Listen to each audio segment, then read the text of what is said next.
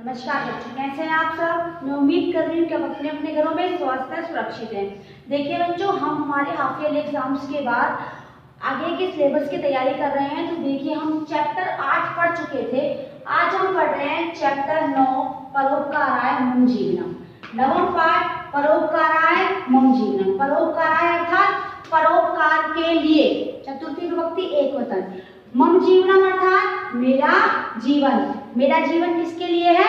परोपकार के लिए, अर्थात पर अर्थात दूसरों की, उपकार अर्थात भलाई। मेरा जीवन किसके लिए है? दूसरों की भलाई के लिए। देखिए, हम चैप्टर पढ़ने से पहले श्लोक को कर लेते हैं डिस्कस एक बार। परोपकाराय फलन्ति वृक्षा, परोपकाराय वहन्ति नद्यः, परोपकाराय जीवन्ति वीरा, परोपकाराय परोपकारार्थम इदं शरीरम। देखिए, परोपकार है। परोपकार क्या है? पर अर्थात दूसरे की और उपकार अर्थात भलाई। आय है हमारा चतुर्थी विभक्ति एकवचन। क्या है बच्चों? चतुर्थी का एकवचन। इसका अर्थ क्या होता है? संप्रदान के लिए, तो परोपकार के लिए, दूसरों की भलाई के लिए। फलन्ति अर्थात फल देते हैं, वृक्षा अर्थात पेड़। पेड़ हमेशा दूसरों के लिए ही अपने फल देते हैं। कभी आपने देखा है किसी पेड़ को अपने फल खुद खाते हुए? पेड़ पर जो भी फल लगते हैं उनका इस्तेमाल कौन करता है? दूसरे लोग, यानी हम जैसे लोग। तो पेड़ कभी भी अपने वृक्षों का इस्तेमाल, अपने वृक्षों का प्रयोग खुद नहीं करता। किसके लिए करता है? दूसरों के लिए। उसी प्रकार परोपकाराय वहन्ति नद्यः, नद्यः अर्थात नदियां। वहन्ति का अर्थ होता है बहती हैं। परोपकार अर्थात सेम वही है इसका भी। परोपकार अर्थात दूसरों के लिए। नदियां किसके लिए बहती हैं? दूसरों की भलाई करने के लिए। जिस प्रकार वृक्ष दूसरों की भलाई के लिए फल देते हैं, उसी प्रकार नदियां भी दूसरों की भलाई के लिए ही बहती हैं। परोपकाराय जीवन्ति वीरा, परोपकार के लिए, दूसरों की भलाई के लिए ही वीरा अर्थात वीर लोग। जीवन्ति यानी अपना जीवन जीते हैं। जो वीर लोग होते हैं, जो पुरुषार्थ लोग होते हैं, वो क्या करते हैं? अपने जीवन को दूसरों को ही समर्पित करते हैं। परोपकार अर्थम इदम शरीरम। इदम अर्थात यह, शरीरम अर्थात शरीर। यह शरीर अर्थम अर्थात किसके लिए है?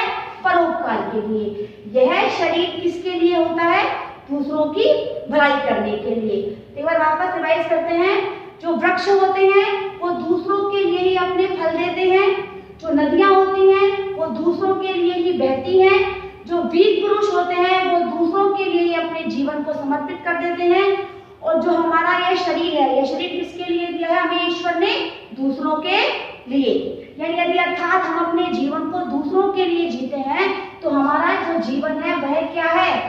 उसका कोई अर्थ होता है। यानी ईश्वर ने जो हमें ये अस्तित्व दिया है, उस अस्तित्व का अर्थ कब सिद्ध होगा? जब यह शरीर किसके नाम आएगा? परोपकार अर्थात दूसरों की भलाई के लिए। चलिए इस चैप्टर को पढ़ते हैं। अहम सरिता अस्मि। अहम सरिता अस्मि यानी मैं सरिता हूँ, मैं नदी हूँ। अहम जलेन पूरिता अस्मि, मैं जलेन अर्थात जल से। तृतीय विभक्ति एकवचन है। मैं जल से भरी हुई हूँ। पूरिता अर्थात पूरी भरी हुई। अहम स्वजलम न पिबामि। अहम अर्थात मैं, स्वजलम अपने जल को, न पिबामि नहीं पीती, अपितु, अपितु अर्थात इसके अलावा मैं क्या करती हूँ अपने जल का? अन्येभ्य सर्वेभ्य यच्छामि, दूसरों के लिए। सर्वेभ्य सभी के लिए, अन्येभ्य अर्थात दूसरों के लिए, सर्वेभ्य अर्थात सभी के, यच्छामि अर्थात देती हूँ। मैं क्या करती हूँ? अपने जल को स्वयं नहीं पीती, दूसरों के लिए, सभी के लिए देती हूँ, प्रदान करती हूँ। मम जलम, मेरा जो जल है वह स्नानाय, स्नान के लिए, शालनाय धोने के लिए, पाचनाय पकाने के लिए, सेचनाय और पेड़ों को सींचने के काम आता है। किम बहुना मम जलम परोपकार है। देखिए, मेरा जो जल है वह परोपकार के लिए ही होता है, अर्थात मेरा जो जल है वो दूसरों की भलाई के लिए ही है। अब देखिए अगला, अहम कृषका अस्मि, मैं किसान हूँ। कृषक अर्थात किसान, अस्मि अर्थात हूँ, मैं किसान हूँ।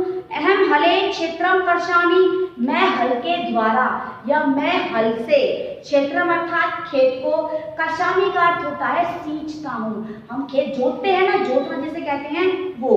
जनेभ्य अन्नानि वस्त्राणि च यच्छामि, और लोगों के लिए अन्न और वस्त्र देता किसान जो अपने खेत में खेती करता है उसका अन्न वो किसको देता है? दूसरों को। अहम सर्वेभ्य दिवानक्तम कार्यम करोमि मैं। सर्वेभ्य सभी के लिए, दिवानक्तम दिन रात, दिवा अर्थात दिन, नक्तम अर्थात रात, दिन रात कार्यम करोमि कार्य करता हूँ, मम जीवनम परोपकाराय मेरा जीवन भी क्या है? दूसरों के लिए ही है। अहम सैनिका अस्मि मैं सैनिक हूँ। सैनिक अर्थात सेना में जो होता है उसे हम क्या कहते हैं? सैनिक। अहम देश रक्षायै सीमा प्रदेशम गच्छामि मैं देश की रक्षा के लिए, सीमा प्रदेशम जहाँ पर हमारे देश की सीमा होती है, सीमा तक, तो उस सीमा प्रदेश पर क्या करता हूँ? जाता हूँ। नागरिकाणां सुरक्षां करोमि लोगों की सुरक्षा करता हूँ। जनानां रक्षां एवं मम कर्तव्यमस्ति लोगों की जो रक्षा है वही क्या है? मेरा कर्तव्य है। कर्तव्य अर्थात करने योग्य काम, यानी सैनिक का करने योग्य काम क्या होता है? सैनिक का पहला धर्म क्या होता है?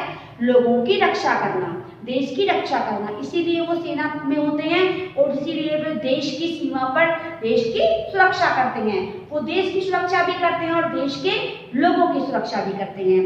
मम जीवनम देशाय मेरा जीवन किसके लिए है? देश के लिए है। ये कौन कह रहा है? एक सैनिक। एक सैनिक कह रहा है कि मेरा जो जीवन है वो देश के लिए है और मेरा जो कर्तव्य है वो किसके लिए है? लोगों के लिए। अर्थात मेरा पहला कर्तव्य क्या है? लोगों के जीवन की रक्षा करना और देश की रक्षा करना। तो जो हमने ये चैप्टर पढ़ा है बच्चों, इस चैप्टर में सबसे पहले हमने किसके बारे में पढ़ा था? नदी के बारे में। नदी क्या कहती है? नदी कहती है कि मैं अपना जल स्वयं नहीं पीती, लोगों को प्रदान करती हूँ।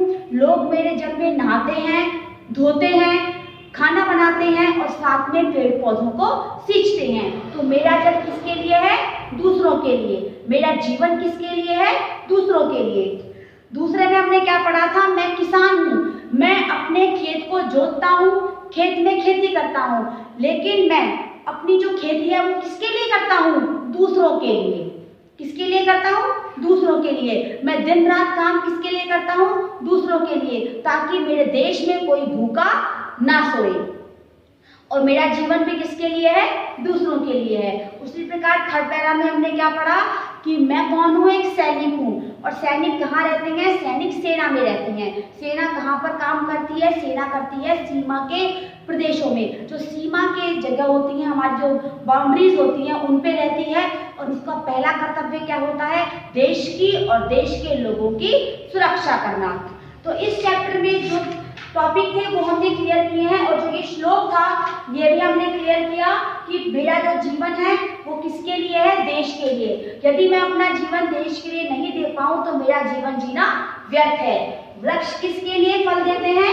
दूसरों के लिए। नदियां किसके लिए बहती हैं? दूसरों के लिए। और वीर अपना जीवन किसके लिए देते हैं? दूसरों के लिए। तो हमारा जो ये शरीर है इसका चरितार्थ होना, इसका सिद्ध होना कब होगा? जब हमारा जीवन किसके काम आएगा?